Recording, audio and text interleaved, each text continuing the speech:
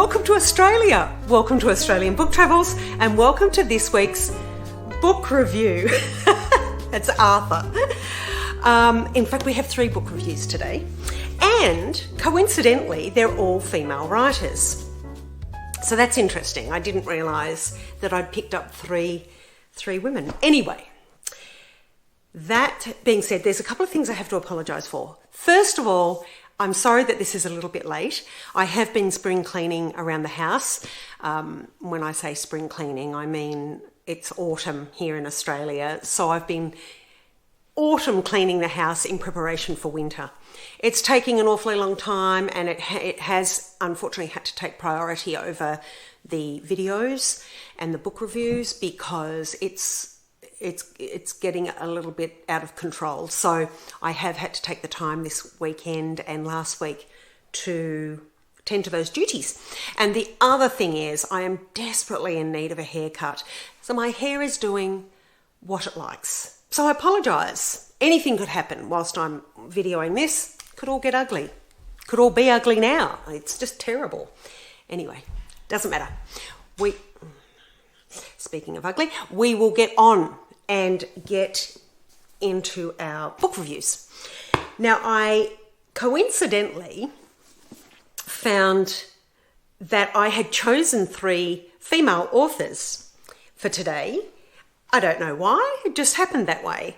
And 2 of them really have a garden, they have a garden in the story or as the centerpiece of the story, which is really quite strange. I don't know, sometimes you do these things, don't you? So it's the serendipity, I guess. The first one is Sally Vickers, who is a author from the UK, from England. This is The Gardener. I don't know if you can see that. I hope you can. Now, I think this was a second-hand copy anyway, because there is a bit of damage on the cover, which I'll have to repair. So I think it was second-hand to begin with, but I can't remember actually. Anyway, this has a garden at its core of the story. And it's about 2 sisters, artist Hazy and her sister Margot, I think it is. Is it on the back? Oh yes, Margot. It is Margot. It's a long time since I've read it. But they buy a house together, and her sister Margot works in London and is remaining in London for a little while. They are meant to be living together in this house on the Welsh Marshes, which is the border between England and Wales. And so Hazy is left to sort of do a lot of the organising in the new house and all of those sort of problematic things, you know, water and electricity turn on and all that sort of thing. But in amongst that, Hazy is, or Hassie, I'm not sure how you pronounce it, it's Hassie, so it's Hassie or Hassie. And she takes that opportunity while she's doing all these things and creating a home for her and her sister. She's reflecting on her childhood and the sibling rivalry that occurred between her and her sister Margot. And she's reminiscing about her father and her mother and all of that. In the meantime, she's also helping to work on the garden, and one of the dogs has taken the opportunity to click-clack on the wooden floorboards whilst he's preparing his bed. Thank you. He's now laying down. Good. We can everybody can relax. So she takes the opportunity to work on the garden, and that also helps her reflect and perhaps heal as well from some of what she considers and what she sees as childhood trauma. I recommend it. It's a very gentle read. There's nothing too dramatic or drastic in it. It's gentle, and there's progress of character and progress of story in it. I really enjoyed it. It's a lovely story to read, perhaps in summer or spring, mainly because of the garden. And the house. I mean, the house is a big feature in it too. It is also a character in this story. So I recommend it. Now this is by Penguin Viking. Now it was published in 2021, so not that long ago really. And yeah, Penguin Random House. Oh, it is, I'll just give you a hint, it is 295 pages. Actually, I'm probably cheating you on a page there, 295 and a half. And the end papers are absolutely beautiful. I think that's a William Morris wallpaper design. I can't remember what design that is. Actually, I can't remember. It's oak leaf or something. Anyway, it's a lovely book and I recommend it. Sally Vickers has written quite a few others. She was a psychoanalyst, I think, Sally Vickers, and she then began writing once she realised that that's where she really wanted to be in her career, in her life.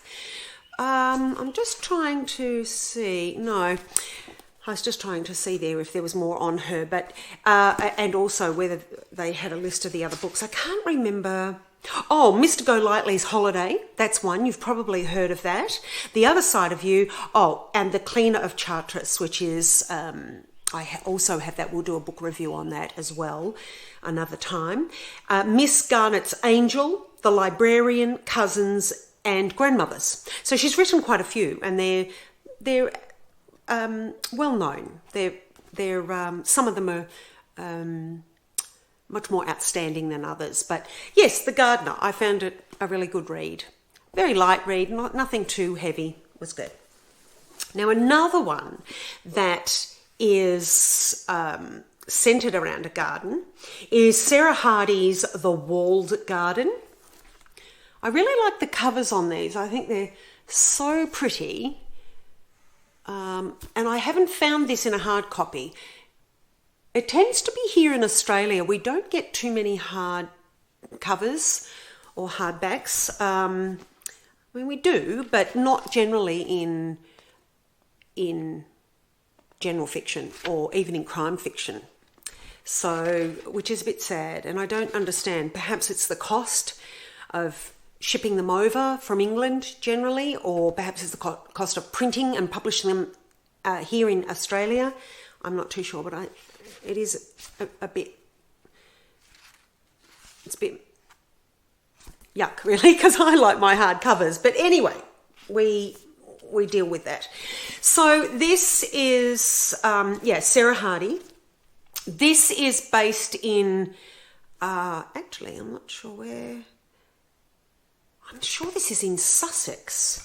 It's not telling me as on the back. I think it's based in Sussex. Anyway, I can tell you on the subtitles if I'm wrong. But this is about Alice and her husband, mainly about Alice, just after the war in England, so in 1946. She and her husband own Oakburn Hall. Alice's husband comes home from the war and he is scarred. He is emotionally and mentally scarred from the war, understandably. So Alice, what was once a wonderful marriage, it's now fraught with issues. And Alice takes to the walled garden at Oakburn Hall to alleviate some of the stress that she feels in this marriage, and also hoping to progress the marriage or to heal it, to repair it.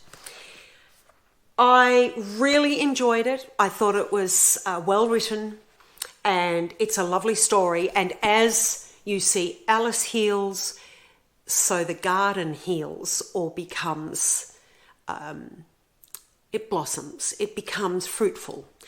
So it's a lovely story. Now, Tracy Halls wrote, she's written here that it's richly evocative and transporting. Tracy Halls, if you remember, we did a review on Mrs. England by Stacey Halls, and I absolutely recommended that. I loved it. So Stacey Halls has given a lovely recommendation there. It's, I I recommend it. It's a lovely, lovely story. And again, nothing too harsh, just the facts of life without being too depressing or too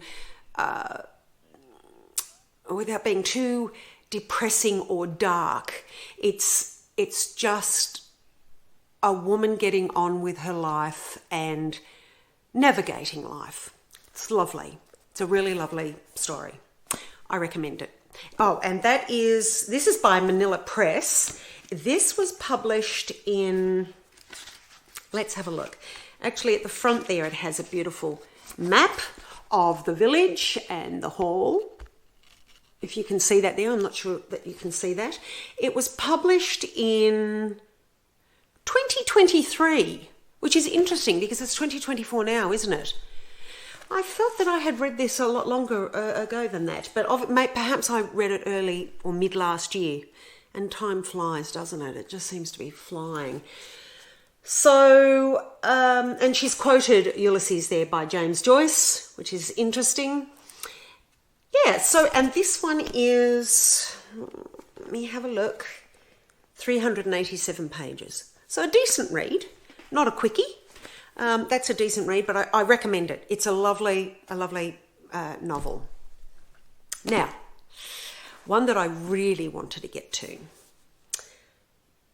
I really thoroughly enjoyed this, and there's a story behind it that makes it even more treasured and important, I think. Or there's a couple of stories, actually. So this one is Rosewater and Soda Bread by Marsha Mayran. If you can see that.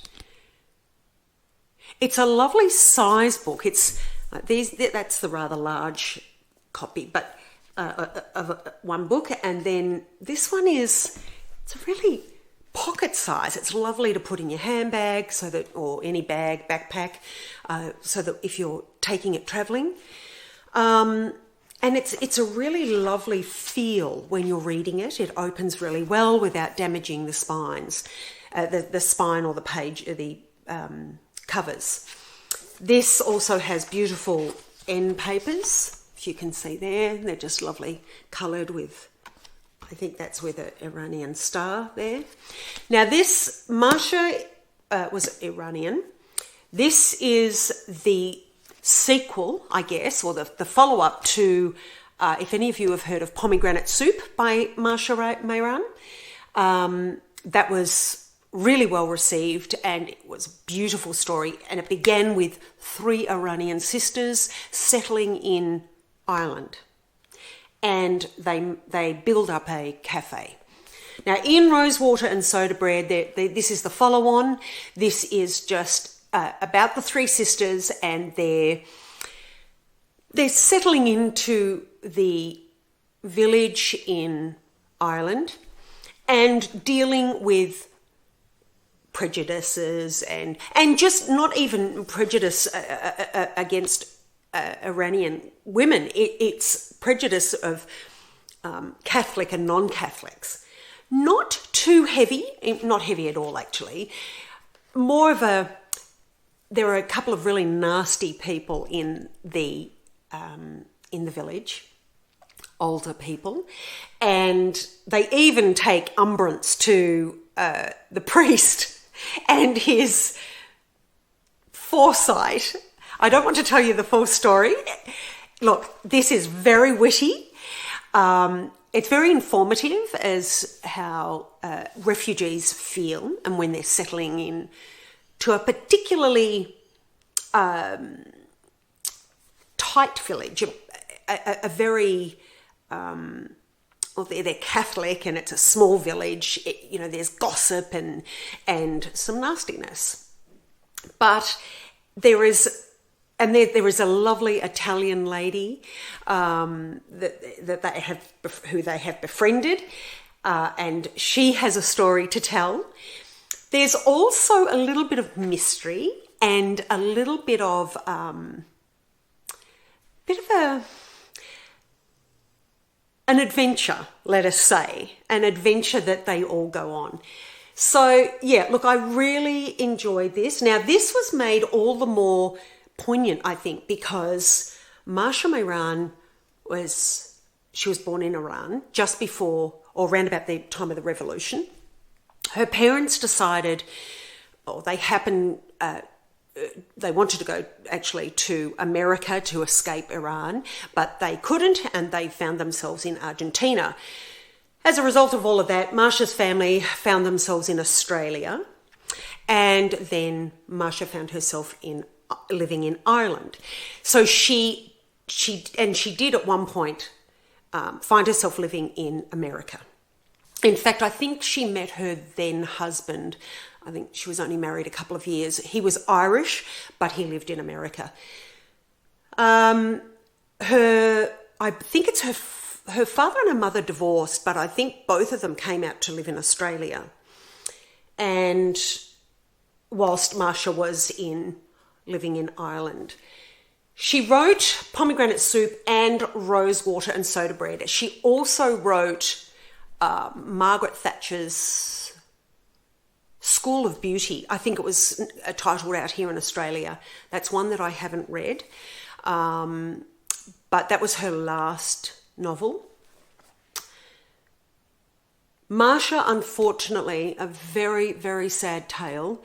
Marsha, at the age of 36, 37, died in 2014 in Ireland. She was alone and died in her flat in Ireland and wasn't found until a week later.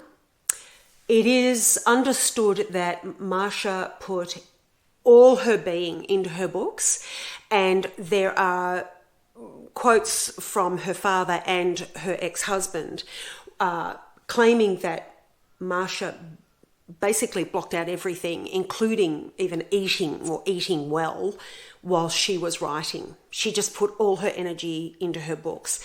And it is believed she basically died of malnutrition, and she had a digestive problem as well that would have been aggravated by not eating properly.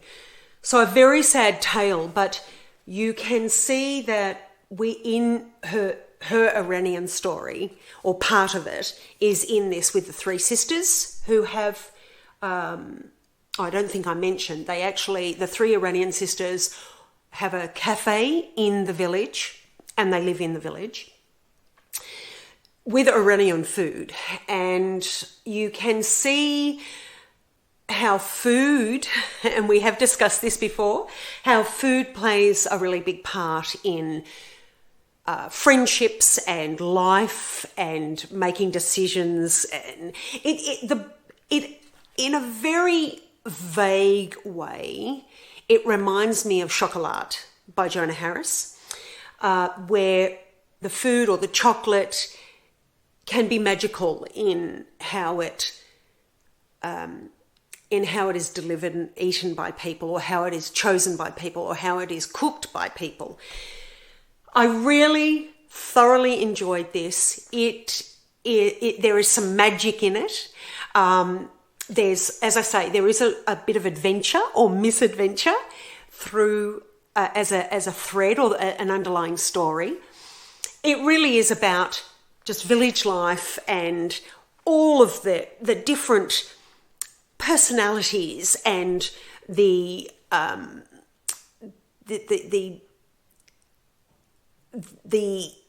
age, the history of families in the village. I really enjoyed it. I absolutely recommend it. If any of you have read Pomegranate Soup, this is the follow-up, and I really recommend it. It is so sad that Marsha was, passed away so young, and we won't get any more of her books, because I think you can tell that she has put every part of her being in these stories. I was engrossed in this. Honestly, the time just absolutely flew whilst I was reading, and just went through it quite quickly. even though it is, let me see, it is all, the actual story is 305 pages, not a decent read, not a quick read, but you find yourself really wanting to know more because of this little, this adventure as well. You want to know what happens with that. And Marsha has a way of enticing you into the story. She doesn't tell you completely. She entices you in, and as the characters learn what's happening, so do you. So it's a really lovely way of writing. Now, just to confirm how much the food plays a part in this story, they have a cafe, of course, the sisters, but Marsha has popped in here, one of the characters, Marjan, one of the sisters, her recipes, some of her recipes. So you can actually work some of those recipes for yourself. Rostachio ice cream. Oh my goodness. Anyway, sorry, I'm being led away by food. As you know, food's important to me. I love it. I love good food, good quality, tasty, spice. Just love it. Anyway, so she's given you quite a few recipes there. And on top of that, she has, which is quite interesting, she has given you an interview between her as the writer and one of her characters in the novel. So you can read that as well and how they interact together. She also gives you a reading group discussion and topics for discussion at the back, so questions about what you think and how the people have interacted and how they've played their part in the novel. I absolutely recommend it. I am very sad that this is one of only three. Well, it's one of two in this story. I believe the objective was to have 6 or 7 of these books. So we have missed out on a lot. We really have. I recommend it. Now I think this was written in 2008. Oh, yes, 2008. And it's by HarperCollins, The Fourth Estate, which is an imprint of HarperCollins. So yes, I recommend it. Rosewater and Soda Bread, Marsha Mehran. Absolutely beautiful. Another one that this last couple of years I have been reading books that have really struck a chord or have really helped me look outside my own life and my own person, and perhaps to be reflective, self-reflective. I love them, and they're doing good things. I recommend them. The Walled Garden and The Garden by Sarah Hardy and Sally Vickers, entertaining. I just think they're beautiful. Entertaining to me sounds like there's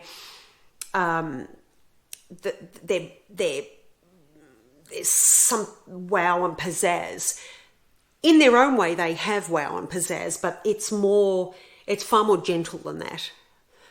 And they're more reflective. And this is about human psychology and how gardens, particularly, can play a role in our healing.